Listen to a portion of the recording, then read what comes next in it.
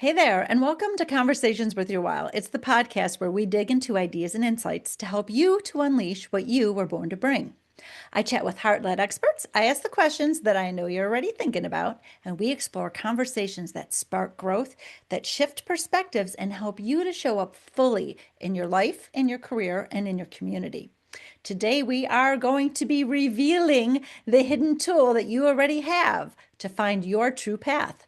And this conversation is worth your while because we are living through the very fastest rate of change in human history, which means looking outside ourselves for direction is like chasing a moving target. So instead of exhausting yourself trying to keep up with this shifting world, our episode today will reveal the ultimate tool that you have. It's a hidden tool, and you already have it within you. And we're going to dive into the exact blocks that are keeping you from realizing it's there and how to clear them. And we will share how to access this hidden tool so you can always be on your truest path. Does that sound awesome or what? All right, I am your host, Linda Bucher, and if the life you are in no longer fits, this space is for you. Because through my coaching, my speaking, and my podcast, I guide people who know they're meant for more to align their lives and work with who they are, with what matters most, and with the gifts that they are here to share. And if that sparks something within you, you can find me at lindabucher.com. Okay, once again today, the topic is the hidden tool you already have to find your true path. And today I have the pleasure of being joined by Arlyn Alderdice. And Arlyn is a Wayfinder coach, and she works with people who know something needs to change but keep running into themselves. And through curiosity, connection, and a deeper sense of belonging with the living world, Arlyn helps people to realize full being aliveness. That sounds so awesome. So, Arlyn, thank you so much for being with us today. Thanks so much for having me. Well, It's a you are pleasure. welcome. Yes, it's a total pleasure for me and for our listeners. So before we talk about our topic, can you tell everybody a little bit more about what you do, who you serve, and a little bit more about the way you do it, because it's really unique. Wonderful. Thank you. Yes. So I had a bit of a unique childhood growing up to personal growth interested parents. And so in my 20s, which about 20 something years ago, we're not going to go there. But in my 20s, I went to the School for the Work of Byron Katie, which at the time was a 9-day school. And we did a deep dive into our thinking and questioning all of our thoughts and taking a look. And I walked out of there a little unsteady because I could tell that all of my thoughts were not true. And I landed into somatic dance because my mentor, Melissa Michaels, one of her quotes, and in the lineage of the body never lies. I was like, okay, well, I know the mind lies. And so if the body never lies, like, let's follow that. And that path has taken me many beautiful places, including becoming a musician and then training to be a Wayfinder Life Coach, and then integrating internal family systems, because you can really align with one part of yourself, the part that wants to have the healthier habit, and then an equal and opposite reaction can come up from the other parts. And I was like, we need to be able to work with this. I need to be able to work with this as a coach. And so that's sort of part of why the lineage. Wow, that's really interesting. That's fascinating. I mean, how amazing to have access to Byron Katie's the work at such a young age. It's phenomenal. Because it's one of the most important things any human can know is that our thoughts lie, liar, liar, pants on fire. Just because you think it doesn't mean it's true. I say that all the time. That's just a stinking thinking. That's just, it's not even true. So it is pretty profound when you actually have that not just awareness, because that's more like cerebral, but then like when you're like, oh, that's so true. Like it's like, what? So So that's true. super profound. And it's definitely one of the basis of the work that both you and I do for sure. You take it to a different level. I tend to do a lot more mindset work with my clients. And then I know that you're taking it into the somatic. You're like, well, that doesn't lie. So why don't we just hang out with the truth teller? Right. So fantastic, which is Definitely relevant to what our topic is today. So, today, the hidden tool you already have, everyone already has, to find your true path. Before we reveal what this way cool tool is, um, let's talk about like why someone is listening to this. So, like, evidently, you wouldn't click on this listener if you didn't want to find your true path. Like, that's intriguing to you. Like, A, wait, there's a true path? I didn't even know there was. I was looking for any path, some path, the next path. I don't know. But there's a true path? How cool is that? B, there's a tool that will help me find it that I already have. Yes. So, how you might be feeling already. Maybe you've lost your way. That happened to me. I remember being, in my early 40s and being like, I don't know what life I'm meant to live, but it's not this. This is not it. I don't know what it is, but it's not this. And I I didn't just lose my way of like from who I was. I never had ever stopped to ask myself who I was and what I wanted my whole life. I never did that. So that's where I was. There's other people, like I work with a lot of people sometimes that in their 20s that are just directionless. They're like, I don't want to be what all y'all are doing out there. All you older people, you look miserable, unfulfilled. I don't like it. I don't want to do that. So they're afraid to take a step because they don't have a direction and they keep trying to figure it out in their head, right? So this might be a reason you're here. Um, then there's Yeah, Pat. there's a Yeah, go yeah, ahead. the patterns. Yeah.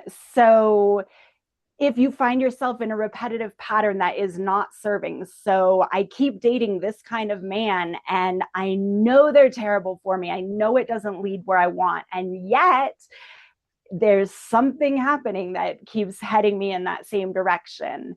Totally. Or, I'm saying I'm going to do something different. And then I find myself in a family situation and the same thing that I always do comes out of my mouth. And we're right back in the loop. And so those sorts of patterns can be part of the light bulb of like, wait, I want to find my way through. Right. Yeah. And then something else that we touched upon before we got on the air is grief. Um, that can throw everything off. We were in alignment, our life was going along fine, and then something happened where the transition was so big and we have so much grief that when we come out of the grief, it doesn't fit. Where we were doesn't fit any longer. So Yeah, grief really changes. Um, it can change everything. And I've just been through a portal of losing my mother to dementia. And so that was this long walk with losing her piece by piece and just that the way it grief asks you to slow down and the culture is keeping to push you forward, and so like trying to reconcile those can be very tricky. So totally get that one. yeah. And also like when I like grief, like when my husband died in his sleep suddenly when he was 44, I was 41, our kids were 3, 5, and 7. And um, that unaligned life that I was living, that I didn't know who I was or what I wanted, what came out of the grief of that loss was exactly what I'm doing today. There's no way I would be a coach, helping people to unleash what they were born to bring if my husband hadn't passed away. And it's always wild how the craziest, best things can come out of the hardest times of our lives. And that change, like who am I now? I'm a widow, I'm a sudden single mom, but there's got to be more to me than that. Asking myself that question launched me into finding my purpose. So it's really fascinating how, when you're not on your true path, how things will come and show up. Maybe it's even this podcast episode that shows up that is like the thing that helps you course correct. And today, I'm so excited that we're going to be sharing this inner tool. So let's talk about this hidden tool that each one of us already has. I'm going to let you kick it off, Arlyn. All right. So in Wayfinder training, Martha Beck calls it the body compass. And it is the ability of the body to help us navigate our way forward.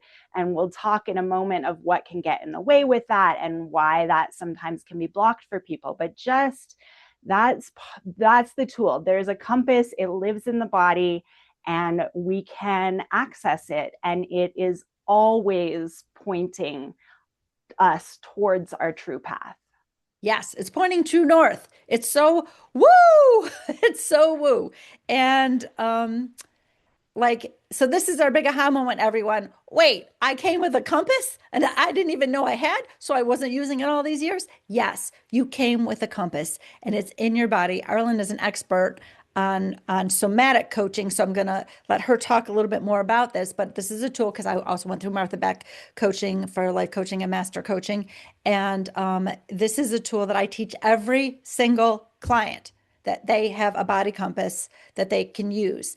And I want to just give an example of something that happened to me that actually was before, like it's what brought me to Martha Beck coach training. Martha Beck has written many books, and one of the books that she had written, and this was back in 2000, I'm going to say about this book, probably the year 2000. I bought it because the title gave me a physical response. My body had something to say about this title. And the title was Finding Your Own North Star, Claiming the Life You're Meant to Live. And I was like, oh, I want that. And I just felt like this energy just came through my body and this like it was like this is where your truth is coming from, read this book. Like it was so amazing that I was able to have that physical visceral feeling, and I had not experienced that before in the positive way. I'm sure I had experienced it in a negative way many, many times, but I had not had anything so strong. So it's so funny that my somatic experience is what brought me to being a coach. Like it's so cool, so wild. So let's talk a little bit more about this body compass. Beautiful. Thank you. So, yeah, that's such a great example of the yes. And so it's an interesting one because this culture also has the party vibes of like, yay. And we're kind of looking for that. And that is actually different than the body compass because that is another side of like, we've got arousal. And that's actually like over to the almost too excited.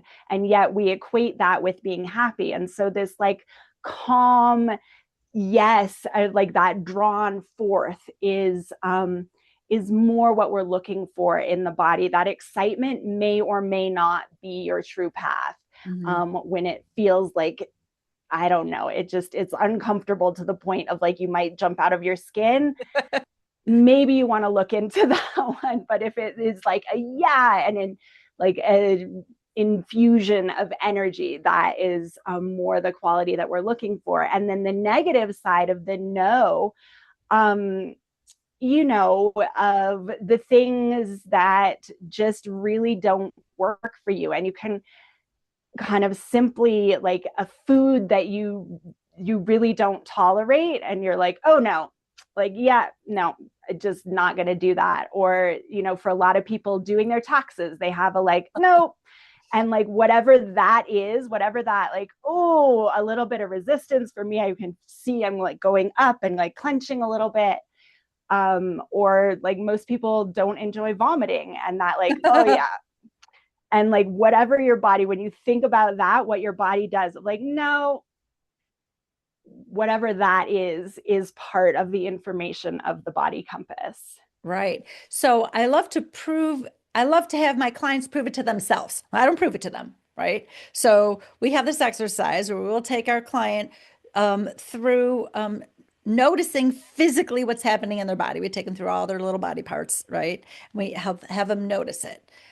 Then we have them, I don't know if you do exactly the same way, but I would have them um, think about something that they have experienced that was so true and right for them. It was like the most best thing. Maybe it's like the first time you held your baby, or you're snuggling with your kitty cat. Or I had a client saying, oh yeah, I was on a lazy river in a raft and it was like the best, right? So go there, and I'm cueing their senses so that they're re-experiencing it in their mind. But I'm asking them also to notice how their body's responding. And it's interesting because I am seeing, you're probably seeing when you do this with your clients, you're seeing them like relax. You're seeing their head like lulled to the side, like, oh, you're seeing like, ooh, you're seeing maybe a smile on the face, or their face relaxes, something happens. So we're actually watching what's happening while they're feeling it. And then we ask what physical sensation they experienced.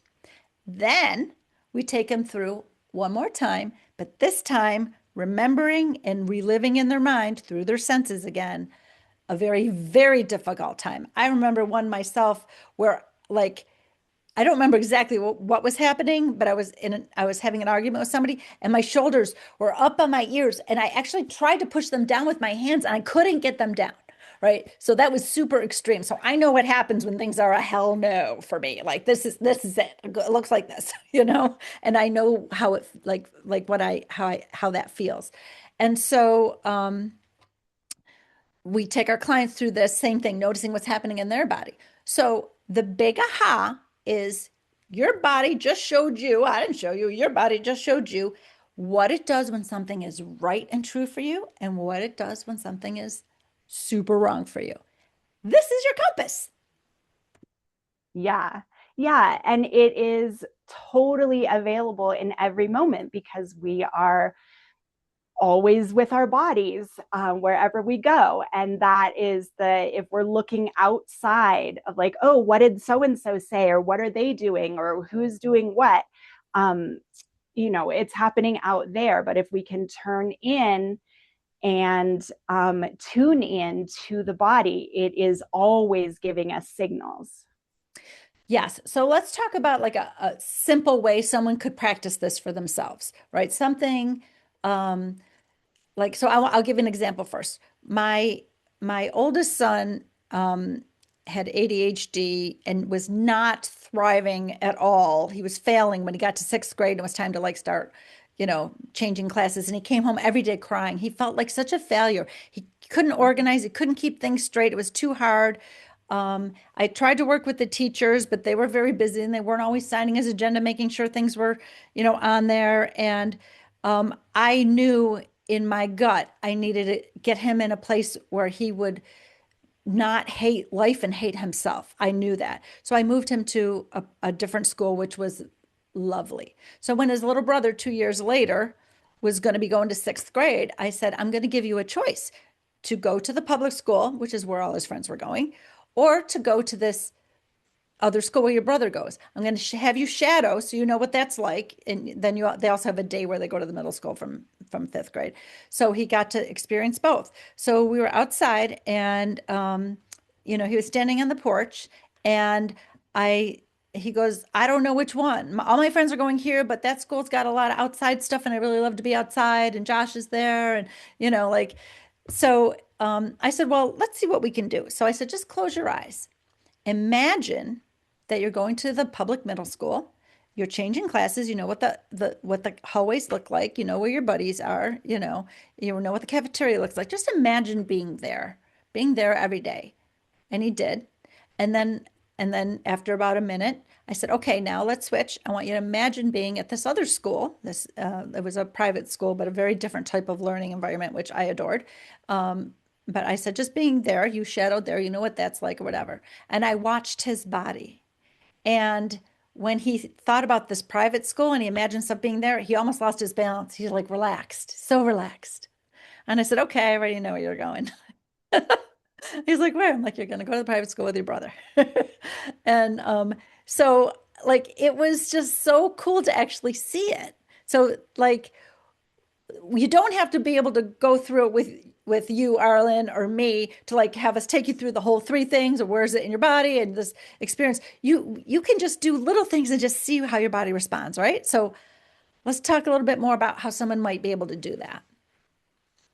Yes, so it's exactly what you just named, and you're really putting yourself there. You're putting yourself with the senses of like, what is this like, and really feeling it, and then what is this other option like, and really feeling that. And I'm going to start like tipping into the like, okay, and what are the dangers or the pitfalls? Because I was doing a great job of this. Like, okay, here's this opportunity. Like, oh yeah, that feels like a great opportunity. And so I would say yes. And then, but then they were like stacking up in my calendar in a very particular way. I was like, oh, I wasn't imagining them with the ecosystem of the rest of my life. So it's yes, it's this activity, but it's also this activity after this activity, before this activity, in a context of this larger context of my life where I'm caretaking in this place and being a mom over here and in charge of these other things. And so it was like the yes, it's that opportunity, but then also remembering to like put it in the context that it will be in. Right. So what you're saying is when you come with the hell yes, it doesn't mean that that's all you do and everything else it gets to go because that's not right. So your hell yes then needs to be like it is a hell yes, but like the when, the how I work on that or I move in that direction has to take in consideration the rest of the context of our lives. That's what you're saying. Totally. Yeah, because they're not they're still connected. We're still ourselves, we're still in our lives. And so the pathways that we are feeling into still has to take into consideration where we are in the present moment. Right, for sure. So that's definitely can be like a roadblock because we started talking like what are the blocks to this, you know, to this beautiful body compass that we have. Another block is the yeah, but you get a hell yes, and then your head starts arguing with it. Like, well, like my hell yes says I'm, supposed to become a gymnast. You're like, what? Like that doesn't, I can't do that. I'm too old. I'm too whatever your yeah buts are. The yeah buts come from your head. That's not the truest part of you. That's not the part that knows the way. Your head is your race car. It's going to get you to all these great places. But where are the great places? What are they? That comes from that other part of you that speaks to you through your body, I should say. It's a different part, but it speaks through your body. That's the GPS, your body, your compass. That's like, no, we're going this way. Use your race car to get there, but use your GPS to know which way to go. And when your head starts arguing with that GPS, what happens if you were in your car and you started arguing with the GPS and it's like, take a left, and you're like, yeah, but if I go left, the sun will be there. So I'm gonna just go right. It would take you a lot longer to get where you want to be, and you might never get there, right? Yeah, and I want to just speak about that. Like the hell yes is for gymnast, and it's actually like not necessarily where you're at. And so what are the small steps that like get you to that same feeling? Like what's under that feeling? It's being physically strong, physically capable, moving your body with other people perhaps. And so maybe it's like a Zumba class where, or a somatic dance class, so that you're getting some of those feelings, or you're watching the Olympics or something like that. You get to move in that direction, even if it is not like you becoming an Olympic gold medalist, Exactly. because that doesn't really take into consideration the rest of your life. Exactly. Yeah. I love that you point that out because whenever whenever we're talking about what's a hell yes, the why is way more important than the what sometimes. I was teaching a class actually at this private school for the seniors. And it was like a find your wow. That's what I named it, find your wow. And we talked about what makes you go wow. And I asked for a volunteer, and one of the young men said, "Well, I love to ski." I'm like, "Oh, I love to ski. That's fantastic. Okay, let's talk about that. Um, why do you love to ski?" And he's like, "Oh," he goes, "I love to go fast. I love to push my boundaries and see what I can do." So that was his answer. I'm like, wow, I love to ski. I don't love to go fast. I don't love to push my boundaries because in the context of the rest of my life, I'm a mom, I'm the breadwinner, I'm like, you know what I mean? Like I got to take care of things. I'm not skiing on anybody's edge at all. So I said, but I love to commune with the mountain. I love to find my rhythm. I love the smell of to be out of doors. So I said, do you see how skiing isn't your answer and it isn't my answer? It's the why behind skiing, each of ours, which is very unique. And that's what points us to our path. That's what points. So now you like to test your limits. You like to see what you're made of. That's a pretty important puzzle piece as you move forward and discover where you want to go to college or what you might want to major in. Like you want to push your limits. Maybe that tells you want to go out of town. You don't want to stay local. You want to be like, well, I want to see if I can make it elsewhere. Like there's information in the why. So we always want to ask ourselves why. And what does it tell me? It doesn't tell me I need to be a professional skier. It tells me that flow, rhythm, and communing are some of my top five non-negotiables. They're in there, you know? So I'm like, okay, so my life needs to be like, I feel the same rhythm and ease that I have going when I'm skiing a perfect terrain for me. So it's the information's in the why. So I absolutely love that you brought that up. Yeah, thank you.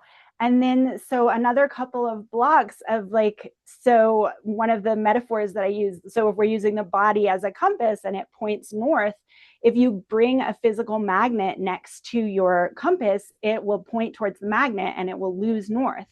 And so, what are the magnets? And they can be different for each of us, but they can be trauma and past conditioning that will either block our access to ourselves or make it so that we're like heading in a direction that is like heading back towards the trauma, but not actually towards that life force.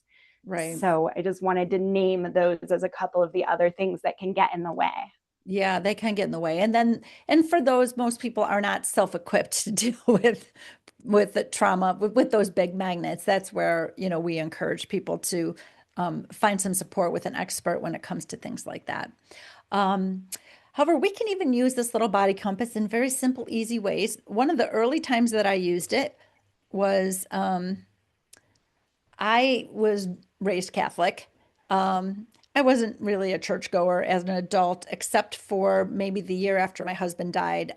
That seemed to be what I needed at that time, so I would go on my lunch hour. And then a couple years later, it was probably about 4 years after he died, I started dating the man I'm actually married to now. And one of our dates, I was taking him out for his birthday. The first time I was taking him out for his birthday. So I took him out to this restaurant that had the best steak ever. They would like rub it in espresso and then grill it to perfection. And it was just like, I've never had a steak this good ever. And like the last time I ate there was with my girlfriend. So I'm like, I'm taking him into this restaurant. So I take him to the restaurant and then he goes to wash his hands. And while he's gone, it occurs to me it's Good Friday. I'm like, oh, I was supposed to eat fish, right? And then I'm like, wait a minute, because I was in coach training at the time. So I had learned about body compass. I'm like, well, this would be a time to just get curious and see what my body says. Because my head says, oh, good Catholics don't eat this delicious steak on Good Friday. That would be a no-no, right? So I'm like, okay, I'm going to sit here. So I was by myself because, like I said, he went to go wash his hands. And I sat there and I imagined having fish or shrimp or something like that. And I was like, my body was like, that's okay.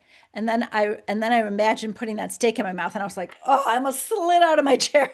I was like, I'm getting the steak. I'm getting the steak because that's my truth. That's what's right for me.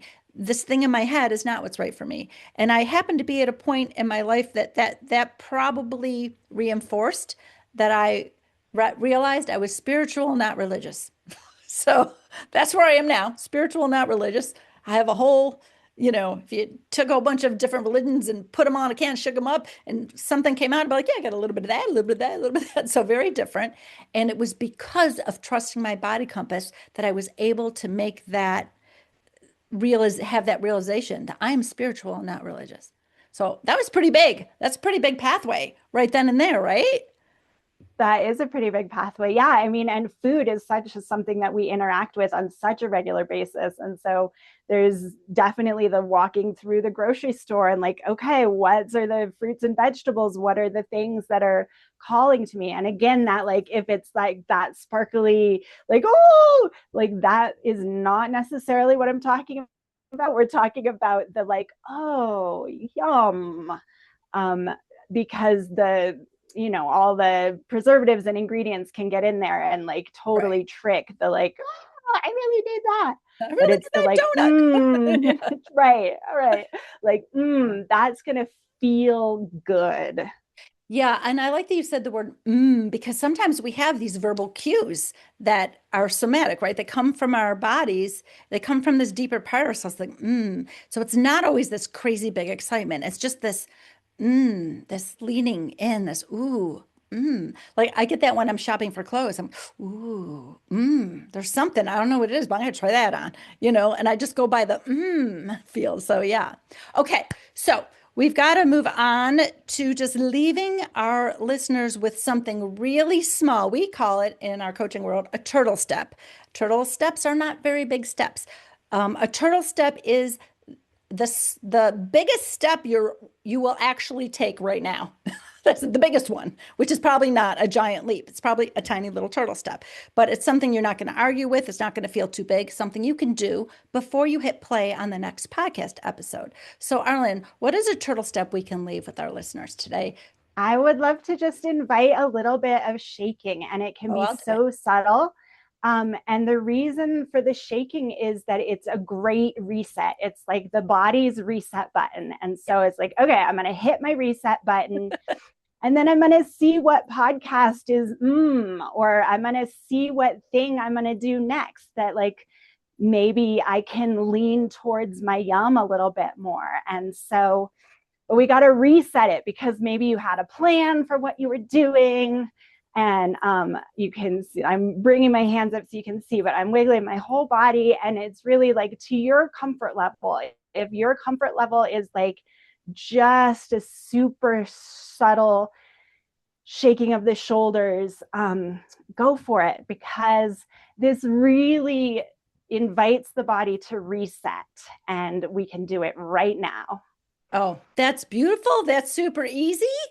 Super easy to do. Thank you so much for that. It's actually, my husband is uh, well, he does a whole bunch of things, but once a week he teaches Tai Chi, and that is called Phoenix Shakes Its Wings.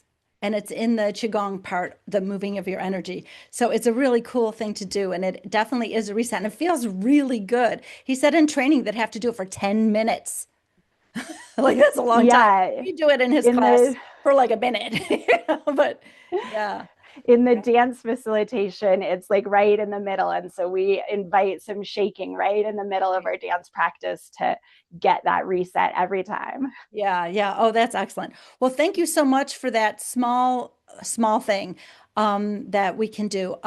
Okay, so everybody, this has been such a great conversation, hasn't it? Right? So, Arlyn, I want to Thank thank you. you. Thank you so much for being my guest on Conversations Worth Your While. I know you've got some things to share with the audience, so I'd love if you would just tell us a little bit if they want to get a little bit more about this somatic coaching meditations, whatever you've got happening. Can you tell us a little bit about it? Yeah, wonderful. So on my website, arlynalderdice.com, you can book a complimentary discovery call. We can talk and see where you're at. And then I also have a Patreon account where I facilitate online dance once a month. And then I have a whole library of practices. And you can start with the free version so you get to know me a little bit more. And there's different guided meditations and different practices that that I share with you to really help you tune into your body and just build this relationship with yourself. Well, that's beautiful. I will be sure to include the links to your website and to the membership in the show notes. Everybody check the show notes for those. Okay, super. Thank you. Well, that is our show. I'm Linda Bucher, your go-to guide for aligning your life and work with who you are and what matters most so that you can unleash what you were born to bring. And so if you're sensing it's time to bring your life into deeper alignment, you can explore what that looks like at lindabucher.com, where you will find direction and clarity and a link to book a complimentary clarity chat with me. And if today's episode sparked something for you, please like it and please share it and then subscribe so you don't miss what's next. And then I hope you join me next week for another uplifting conversation that's designed to support your growth. So until next time, make sure that you've made this conversation worth your while by fueling the spark that it ignited.